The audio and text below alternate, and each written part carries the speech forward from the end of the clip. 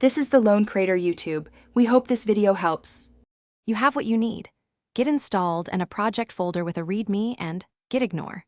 First, open your terminal in the project root and run Git in it to create the local repository. Then stage all files with git add, and make the initial commit with git commitm initial. This establishes a clean baseline for history and ensures Git is tracking your files. Once done, confirm status with git status so you know the repository is ready to connect remotely. Next, create the remote repository on GitHub and choose visibility and an optional description. Copy the remote URL, selecting SSH if you use keys or HTTPS if you prefer credentials.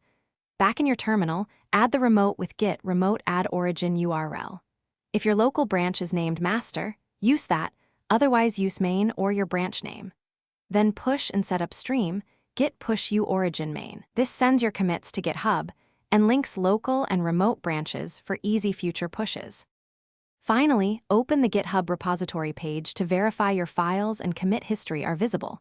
Make sure the default branch matches your local branch. Set collaborator access or branch protection rules if required by your workflow. If your push is rejected, check authentication, SSH key or PAT, confirm you push the correct branch name, and run git remote v to ensure the URL is correct. If necessary, pull first to merge remote changes, resolve conflicts, then push again to complete the process. Thanks for watching. Consider subscribing if we helped you.